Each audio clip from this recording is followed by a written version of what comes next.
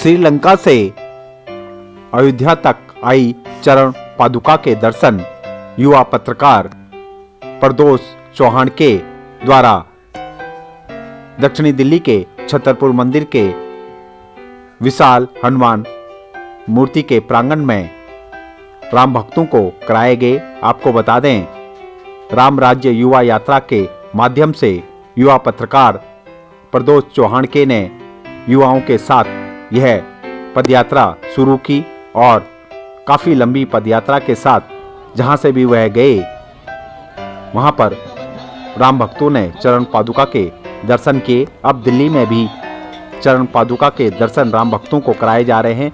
इसी कड़ी में छतरपुर मंदिर के विशाल प्रांगण में भी यह कार्यक्रम रखा गया।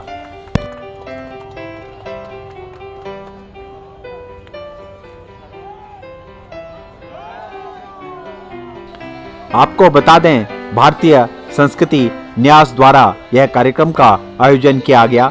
लगातार हर मंगलवार को जिस प्रकार से हनुमान चालीसा और लेजर शो के द्वारा हजारों राम भक्त यहाँ पर पहुँचते हैं, धीरे धीरे यह कारवां बढ़ता जा रहा है और जिस प्रकार से युवाओं की भागीदारी इस कार्यक्रम में बढ़ चढ़ कर दिखाई दी, लगता है कि युवा फिर से अपने राम राज्य की ओर बढ़ रहे हैं। भारतीय संस्कृति न्यास लगातार जो है राम भक्तों के लिए छतरपुर मंदिर में हनुमान मूर्ति के आगे जो है लेजर शो और हनुमान चालीसा का पाठ कराते हैं। आप हजार भक्तों से शुरू हुआ और आज हजारों की संख्या में यहाँ पर भक्तगण आते हैं। लगातार हर मंगलवार को आप कोई न कोई यहाँ पे कार्यक्रम होता रहता है। ऐसे में चरण पादुका भी श्रीलंका से यहाँ पे पहुंची है। किस तरह से देखते हैं और राम भक्तों में कितना जोश और उत्साह आपको दिखा? देखो, युवाओं को ये दिखाना है सारी चीजें कि हमारा सनातन धर्म पहले कितना महान था, जिसकी आज युवा बिल्कुल भी जो है कदर नहीं कर रहा है। नाच गाने किस तरह के सॉन्ग से सारे जो चल रहे हैं वो हमारी युवाओं के लिए नहीं है, वो हमारी संस्कृति नहीं है। अभी चरण पादुका लेके कौन आया आप ये देखिए, वो युवा है। प्रदोष चौहान जी 20 या 22 साल के लड़के हैं जो इतना उन्होंने सफर तय किया और लेके आए हैं। आप उनकी सोच देखिए, जो आदमी आज जो बच्चा युवा कंप्यूटर में लगा हुआ है, वो टेक्नोलॉजी से बाहर नहीं आना चाहता, कमरे से बाहर नहीं आना चाहता, मंदिर तक नहीं जाना चाहता। वही एक युवा देखो आप कि वो चरण पादुका कहाँ से लेके आ रहा है और मैसेज भी बड़ा क्लियर है कि वो उसी पाथ को, राम का जो पाथ था, राम का जो रास्ता था, उसी पे चल रहा है। तो यह इस वजह से हमने ये रखा। भक्तों में कितना जोश और उत्साह आपको दिखा छतरपुर में? खासतौर से छतरपुर तो धर्म नगरी है, कितना जोश और उत्साह दिखा आपको? हमने ये 25 जब भी हमने हनुमान चालीसा शुरू की थी तो 25 के करीब लोग थे पहली बार। उसके बाद धीरे धीरे हम लोग ये जो है 3,500-4 हजार पे आ गए, जिसके अंदर अब सबसे बड़ी बात देखने लायक ये कि 80% युवा है। इसका मतलब है कि युवा जो है एक बिल्कुल राम राज्य जिसकी हम बात कर रहे हैं, तो उसमें पूरा का पूरा अपना सहयोग दे रहा है।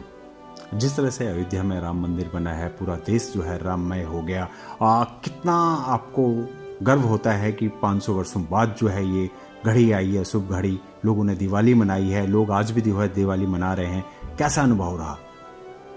दिवाली तो मननी ही चाहिए थी, क्योंकि हमारे बुजुर्गों ने इनको टूटते हुए देखा है, मंदिरों को सारे टूटते हुए देखा है, मठों को टूटते हुए देखा है। अब ये हमारे सामने बन रहे हैं और 500 साल रहे। अब 14 के बाद यशस्वी मोदी जी के जो राज में जो शुरू हुआ है, तो एक जैसे अब कई बार हम कहते हैं ना मोदी जी, वो कहते हुए भी ऐसा लगता है कि मतलब एक हम अपने फादर का नाम ले रहे हैं या बड़े भाई का नाम ले रहे हैं। तो जी ही कहकर हम, मुझे लगता है कि उससे अच्छा कुछ नहीं हो। आप क्या संदेश देना चाहेंगे सभी युवाओं को? और जिस तरह से खासतौर से युवा जो है आपके साथ जुड़ रहे हैं, भारतीय संस्कृति न्यास के साथ जुड़ रहे हैं। छतरपुर में हमने देखा कि हजारों की संख्या में अब युवा भी आपकी टीम में शामिल हैं और जिस तरह के जय श्री राम के नारे लगते हैं, क्या लगता है कि युवा भी अब धर्म की ओर आगे बढ़ रहे हैं? युवा को सिर्फ कुछ नहीं करना, युवा को एक व्हाट्सएप जो ये गलत जो लोग समझाना चाहते हैं उससे दूर हटना है। अगर वो अपने ग्रंथों को दोबारा से पढ़ना शुरू कर देगा तो उनको महत्ता पता चल जाएगी कि सनातन धर्म है क्या। बाकी जगह आप देखो पूरे वर्ल्ड में खलबली मची हुई है, लेकिन मेरे यहाँ पे क्यों है? क्योंकि यहाँ पे संत जो है वो पहले से ही इतना ताकतवर रहा है और अभी भी आप देख रहे हैं कि वो किस तरह से सर्दी के मौसम में भी पानी को, बर्फ जमी हुई पानी को भी नीचे से निकाल के नहा रहा है। तो ये वाली हमारी कल्चर है, उसमें ताकत ही इतनी है। एक बार ग्रंथ पढ़ो तो सही। तो युवाओं के लिए यही है कि आप व्हाट्सएप से थोड़ा सा दूर रहकर, जिसमें क्योंकि आपको एक बायस जो है वो नॉलेज दी जाती है, उसको छोड़ दीजिए। यानी हम उम्मीद करते हैं कि भारतीय संस्कृति न्यास लगातार इसी तरह से जो है हनुमान चालीसा का पाठ करती रहेगी और भक्तों को और ज़्यादा से ज़्यादा जोड़ने का काम करेगी। जी, मुझे अच्छा लगता है राम का नाम लेना, और मैं जितने लोग ये 3-3.5 हजार आ रहे हैं, इसका मतलब उन्हें भी अच्छा लगता है। तो बस यही कहूँगा कि राम के अंदर रम जाओ, उससे अच्छा कुछ भी नहीं है। जय श्री राम, जय श्री राम। जय श्री राम, जय श्री राम। जय हजारों जय राम श्री भक्तों ने राम। आकर चरण पादुका जय के जय श्री दर्शन राम। अपने परिवार के साथ किए और जय श्री राम। मंगलवार को आप जो है हनुमान चालीसा और लेजर लाइट का शो करते हैं छतरपुर मंदिर पे। इस बार जो है श्रीलंका से आपके पास चरण पादुका भी पहुंची है। प्रदोष चौहान के जो है यहाँ पे पहुंचे। सुदर्शन चैनल के जो है सुरेश चौहान भी यहाँ पे लगातार आते रहते हैं। कितना आपको हर्ष लगा और जिस तरह से भक्तों ने जो है चरण पादुका के दर्शन करे, क्या महसूस हुआ और क्या कहेंगे सर? वो जो नज़ारा था वो अद्भुत था।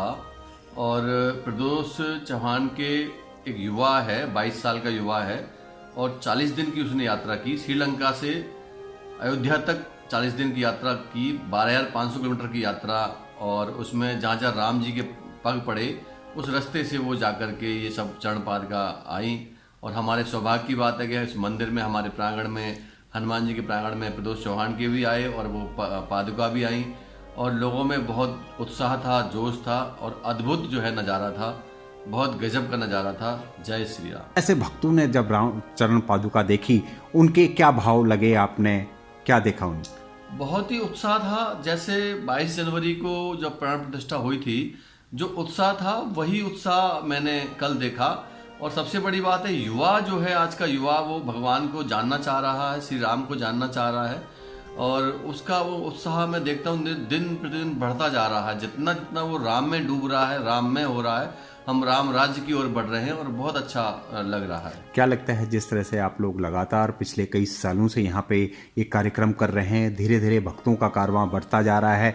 1000 से शुरुआत हुई थी और आज जो है हजारों की संख्या में राम भक्त यहाँ पे पहुँच रहे हैं। कैसा अनुभव हो रहा है और क्या लगता है राम का आशीर्वाद आपकी पूरी टीम पर? देखो जी, हम तो साक्षात अनुभव करते हैं श्री राम का जो वाइब्रेशन है, हनुमान जी की जो वाइब्रेशन है वो बिल्कुल अलग से दिखती है, और मैं उसको साक्षात अनुभव करता हूँ। और मैं अपने आसपास जितने भी लोग हैं उन सबके जीवन में परिवर्तन जो है महसूस करता हूँ। और राम जो है ना, वो हमारे डीएनए में है। आप देखिए, अगर हम कोई अच्छा काम हो गया तो हम राम का नाम लेते हैं, बुरा काम हो गया है तो मतलब तो राम का नाम लेते हैं, मरने पर जाएंगे तो राम का नाम लेते हैं, किसी से उधारी हो तो वो एक राम राम कहेगा तो समझ जाएगा सामने वाला उधारी मांग रहा है। तो राम राम तो जो है ना हर हमारे उसमें है, मतलब मुहावरे में कह सकते हैं, वो डीएनए में है, और वो दोबारा से लोगों में पनप रहा है। जो लोग थोड़ा भुला चुके थे, राम के नाम का विरोध किया, लेकिन वो उससे उनको नुकसान हुआ है दुष्टों से, क्योंकि राम का नाम तो दिन प्रतिदिन उभर कर निकल करके आ रहा है, और ये अद्भुत है साहब। और राम तो मतलब बस जब राम का नाम लेने लगेंगे तो मन निर्मल हो जाएगा, शरीर आनंद से भर जाएगा। क्या कहना चाहेंगे सभी भक्तों से आप? मैं सबसे ये कहना चाहूंगा कि आप राम को मानिए, बहुत अच्छी बात है, लेकिन राम को मानने के साथ साथ राम की भी मानिए। राम के विचारों पर जब हम चलने लगेंगे तो आपका आनंद बढ़ जाएगा। जिस दिन से आप राम की मानने लगेंगे, मैं गारंटी से कहता हूं आप दरिद्र से अमीर हो जाएंगे, तुरंत हो जाएंगे। जिस दिन आपने राम को और राम की का फर्क समझ लिया, आप नारायण हो जाएंगे।